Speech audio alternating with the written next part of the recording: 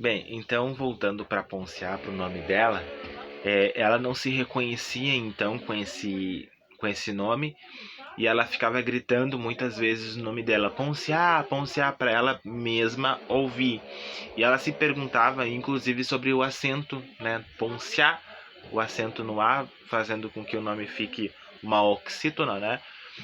E esse acento agudo para ela era como uma sina, né? Algo que ela tivesse que carregar para o resto da vida, né? Algo tipo como se fosse uma machadada, né? No próprio nome dela, no próprio ser, né?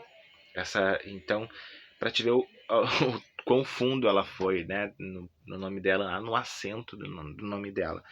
E isso também é interessante da gente pensar, inclusive até mesmo para gravar, que pode ser que caia no próprio vestibular, né, da URGS. Então ela não se reconhecia, ela se dá o nome para talvez ela queria que esse nome fosse Pandá, Malenga ou Kiet, né? Tudo os nomes africanos, né? Mas Ponciá não. Vicêncio ela sabia do porquê do Vicêncio, Vicêncio era o nome do senhor branco, né? Que tinha o nome Vicêncio e ele deu esse nome a todo mundo que morava naquela cidade para de uma certa forma para ele ser dono dessas pessoas, né? Até a vila se chamava Vila Vicêncio. Ela falava pouco e quando falava o marido não entendia, né? Bom, como eu falei aqui, ela pede pro marido para não lhe chamar de Ponciá e sim de nada, né? Então, o homenzinho, bom, daí então na vida adulta, ela tá ali, né? Até que ela decide voltar para a cidadezinha da onde ela morava. Só que assim, quando ela mais uma vez, né, aquele trem, a situação do trem que demora, dos espaços, então foi todo um planejamento. Quando ela decide voltar para o trem, voltar para a cidadezinha, para a vila, né, onde ela morava, ela não encontra a mãe e não encontra o irmão. O Luandi, o irmão, ele também tinha ido para a cidade grande, para a mesma cidade que a Ponciá Vicêncio foi. E a mãe, ela saiu, né? Ela saiu, mas no sentido de sair assim que nem a Ponciá e que nem o Luandi, né? Ele saiu, mas não diz ali que ela foi para a cidade grande.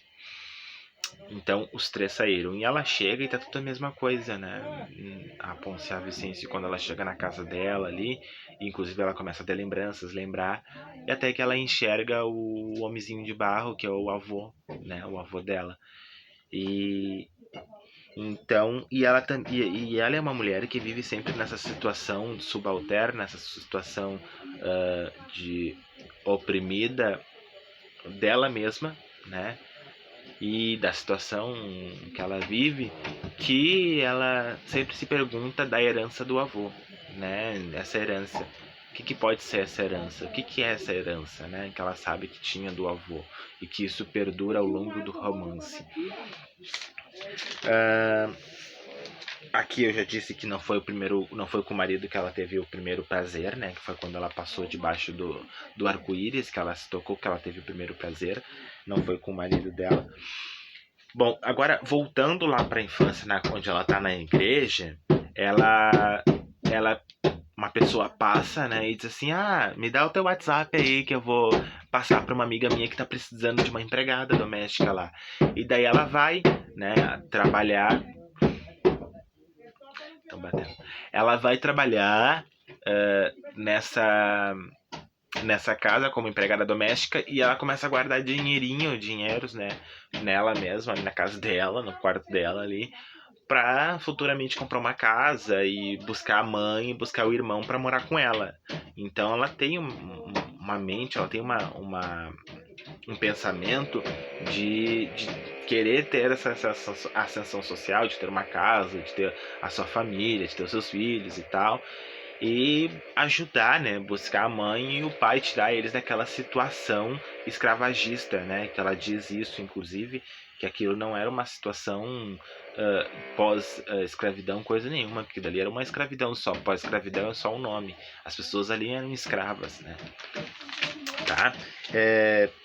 A Ponciá, esse trecho que é do próprio romance, era como se estivesse lançando sobre si mesma uma lâmina afiada a torturar-lhe o corpo, né? Essa parte aí é falando, tocando no acento, né? O acento agudo, aquele que eu falei no final de Ponciá, que ela olhava isso como se fosse uma machadada, uma lâmina, né? Que tocava, que cortava o corpo dela. O próprio indivíduo dela, a Ponciá, isso é uma sina, né? Na assinatura dela, a reminiscência do poderio do senhor, um tal Coronel Vicêncio. Tá? Coronel Vicêncio é o senhor branco. Então, a Ponciá Vicêncio, sempre quando ela assinava, porque ela sabia ler e escrever, quando ela assinava o nome dela, a Ponciá ela já não gostava. Né? Isso é sina, não quero esse nome. E quando chegava na parte do Vicêncio, parece que ela nunca se sentia liberta, né? Começando pelo nome dela, que era Vicêncio, que Vicêncio não é o sobrenome dela, era do Coronel Branco. Parece que eu tô vivendo, mas tem um dono de mim, tem alguém que é dono do meu corpo, que é dono do meu corpo, imagina, né? Tá? O pai da Ponciá Vicêncio, ele morre na colheita. Uma coisa bem interessante que da gente pensar é que tinha milharal, né? Eles trabalhavam na colheita de mineral ali. E a Ponciá, quando era pequena, ela enxergava a sombra desses milharal aí, desses minerais, uma mulher, né? Uma mulher grande. E ela correu um dia contando pra mãe. E daí, até que no outro dia, ela vai ver que ela